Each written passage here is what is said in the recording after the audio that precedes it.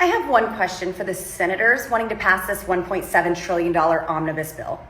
Why do you want to sexualize our children?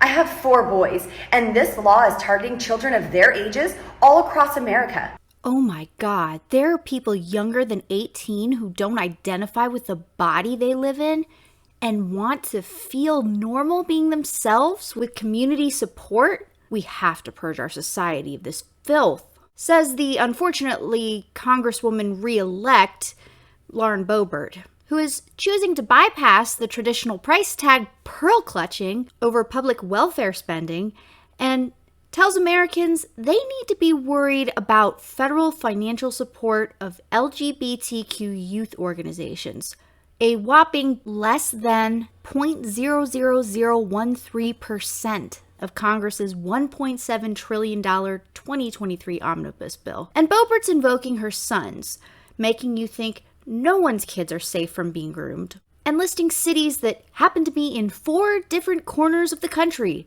hoping you'll think, wow, gay grooming is rampant across the country. The groomer narrative continues in the GOP, but the foundational issue here is that homosexuality is being described more and more as a disease. And Boebert, like many other irresponsible right-wing bigots, is placing targets on the backs of younger LGBTQ plus individuals. It's kind of like what we've been seeing on the national news, like when a common athlete decides he feels pretty and wants to be a girl, then he can go and beat girls and win national championships. It puts little girls at risk, allowing confused men to go into women's restrooms. I mean, I don't want little girls, watching their back, seeing if a man is trying to catch a peek at them. So, in the minds of bigoted Americans, if grooming means enabling a homosexual 13-year-old to identify as gay to give them space to be comfortable in their own skin, then there's an even greater issue, a good versus evil issue with the existence of that homosexual person, regardless of age. And the purge the radical right so greatly desires is being validated more openly on TV. The LGBTQ community has become this cult, and it's so captivating, and it pulls people in so strongly. They brainwash people to join, and they convince them of all of these things. We discuss why this is happening, what's happening, and whatever. And I think sometimes the simplest answer is they're just evil. They're bad people. LGBT, transgender, grooming our children's minds is a national security threat because it is ultimately designed to destabilize the republic. We need to hold people for treason, start having some public hearings, and start executing people who are found guilty for their treasonous acts against the Constitution.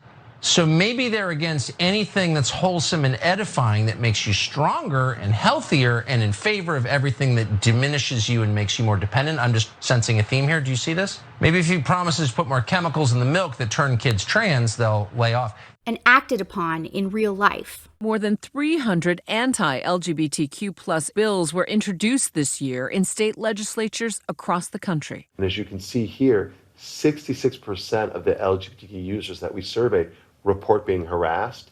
That is more than double, you can see, of almost any other minority group. They've received a large volume, they say, of these threats.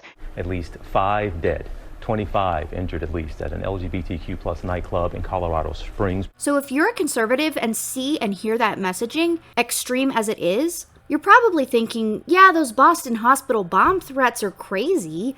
But why would someone go to those lengths if our country weren't actually being taken over by sexualized kids? And if Boebert's saying the government is okay with this, well, there are more pervs out there than I thought. If I were a thoughtful parent or teacher of a younger LGBTQ kid right now, I would start paying much more attention to that child's daily well-being, because a whole media sector is telling violence-prone folks that child is a threat to America as we know it. Do you feel this is the direction we're going in? Let me know in the comments and tell me what you think my next video should be. Keep the hope, and I'll see you next time.